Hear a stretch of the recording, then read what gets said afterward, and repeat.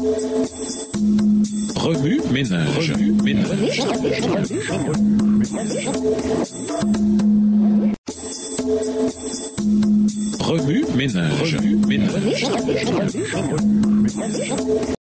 Bienvenue à notre émission Remue ménage. Noël sont de mercredi. Seigneur, pourquoi m'as-tu abandonné? Invité. Dans Exode 5, les versets 22-23, Moïse s'est écrié: Ô Seigneur, pourquoi as-tu fait du mal à ce peuple? Pourquoi m'as-tu envoyé ici depuis que je suis allé parler au Pharaon de ta part? Il maltraite les Israélites et toi, tu ne fais rien pour sauver ton peuple. Découragé par l'adversité et l'échec apparent de sa mission, il s'est même demandé si Dieu était présent. On trouve des expériences parallèles dans la vie de Jésus. Jésus, notre souverain sacrificateur qui peut compatir à nos faiblesses, a été tenté en tout comme nous le sommes, mais sans commettre de péché. Hébreux 4, verset 15. Dans la vie de Jésus, à des moments cruciaux où il semblerait que Dieu le Père aurait dû être le plus proche, il semblait au contraire être très éloigné. Le temps passé par Jésus dans le désert en est un bon exemple. L'évangile de Matthieu décrit le baptême de Jésus au début de son ministère. Son Père lui avait parlé du ciel et le Saint-Esprit était descendu sur lui sous la forme d'une colombe. C'est ce que nous pourrions appeler une expérience au sommet de la montagne. Ensuite, ce même esprit le conduisit directement dans le désert où il fut exposé aux terribles tentations du diable. Il resta 40 jours sans manger et alors que son corps était au plus fort de sa faiblesse, le diable se pointa. Satan lui-même vint harceler Jésus. Imaginez ce qui aurait pu se produire si Jésus avait fondé sa relation et sa confiance en son Père sur son expérience du moment. Plus tard, lorsque Jésus se rendit à Jérusalem, nous le trouvons à nouveau dans une situation où il lui aurait été très facile de se décourager et de succomber à des pensées de doute concernant l'amour de Dieu pour lui. À Gethsémane, il dit à ses disciples: « Mon cœur est plein d'une tristesse mortelle. » Matthieu 26, verset 38. Mais au lieu de l'encourager et de le soutenir, ses meilleurs amis l'abandonnèrent. Sur la croix, Jésus fut soumis à l'épreuve ultime lorsqu'en apparence, tout ce qu'il avait tenté de faire avait échoué. L'un de ses disciples les plus respectés l'avait trahi. L'un de ses disciples les plus proches l'avait renié. Et ceux qui restaient l'avaient abandonné. Sur la croix, tout le monde le considérait comme un messie raté, frappé de Dieu et humilié. Ésaïe 53, verset 4, version 1 second. À l'heure de son agonie, Jésus s'écria: mon Dieu,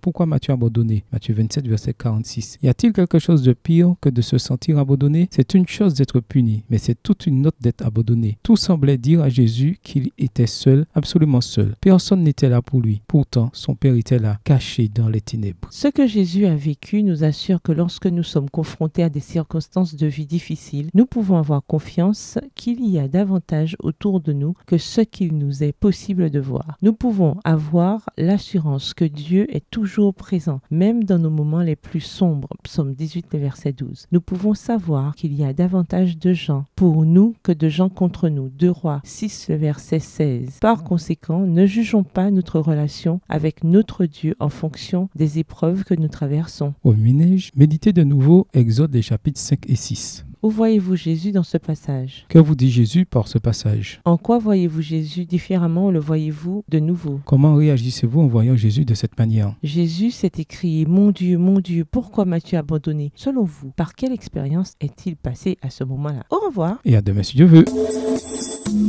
Remue ménage. Remue ménage.